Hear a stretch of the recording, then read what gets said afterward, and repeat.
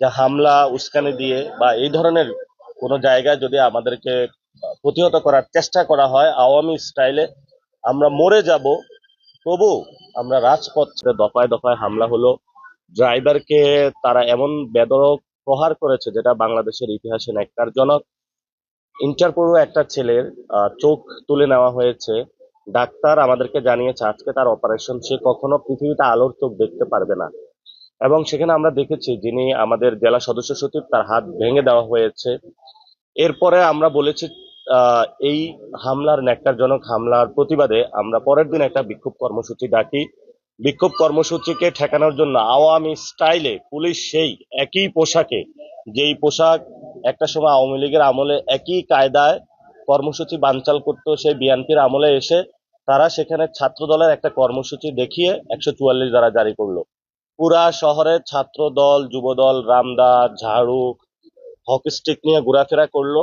কিন্তু আমরা যখন রওনা দিলাম মৌলভীবাজার থেকে, কারণ আমরা মৌলভীবাজারে স্টে করেছি, এই জন্য আমাদের মৌলভীবাজারও প্রোগ্রাম ছিল, সেই প্রোগ্রাম আমরা ক্যান্সেল করেছি। যাওয়ার পথে প্রথমেই মৌলভীবাজারের শেষ প্রান্তে আমরা 400 পুলিশের বাধার মুখে পড়ি। আমরা সেই ব্যারিকেড ভাঙি। ভাঙার পরে যখন একটু সামনে আগাইলাম, এরপরে দেখে আমরা ট্রাক দিয়ে রাখছে তারা রাস্তার মধ্যে, চাক্কা পাংচার করে। সেই ট্রাকটা আমরা রাস্তার থেকে সরাইলাম। যদিও অনেকে বলে যে বালুর ট্রাক সরাইতে পারে না, কিন্তু আমরা ট্রাক সরাইতে সক্ষম হয়েছিলাম। এরপর আরেকটু সামনে আগিয়ে দেখি আমরা সেখানে ট্রাক্টর দেওয়া রাস্তায় এলোপাতাড়ি করে, সেগুলো আমরা সরাইলাম।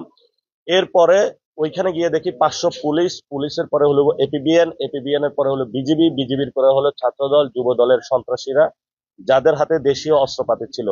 আমরা একটা উপত্যকা পড়ে গেলাম, ডান পাশেও পাহাড়, বাম পাশেও পাহাড়, ওইখানেও তারা অস্ত্র, দা, কুড়াল এবং দেশীয় যে অস্ত্রগুলা সেগুলা নিয়েছিল।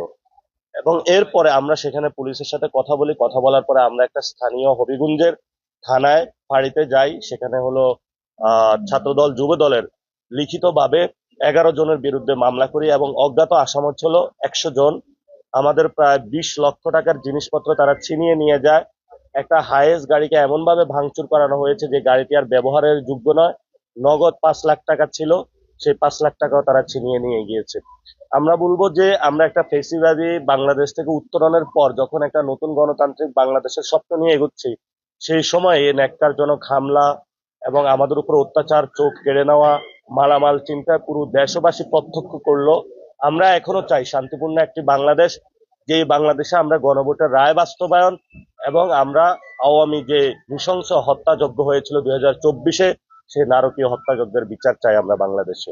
আমরা বাংলাদেশের মানুষকে আহ্বান জানাবো, ফেসিবাদী ব্যবস্থার বিরুদ্ধে রুখে দাঁড়ান, নতুন গণতান্ত্রিক বাংলাদেশের পক্ষে, এনসিপির পক্ষে সবাই ঐক্যবদ্ধ হয়ে দাঁড়ান। আরো বিভিন্ন জায়গায় কর্মসূচি রয়েছে, সিলেটের বিভিন্ন জায়গায়, এবং সেগুলো আমরা ইনশাল্লাহ শান্তিপূর্ণভাবে পালন করব। আমরা আশা করি যে হামলা উস্কানি দিয়ে বা এই ধরনের কোনো জায়গায় যদি আমাদেরকে প্রতিহত করার চেষ্টা করা হয় আওয়ামী স্টাইলে, আমরা মরে যাব, তবু আমরা রাজপথ ছাড়বো না। কারণ আমাদের শহীদ উসমান হাদি ভাই যে প্রতিজ্ঞা আমাদেরকে দিয়ে গিয়েছিলেন যে জান দিবা জুলাই দিব না, আমরা সেই প্রতিজ্ঞা নিয়ে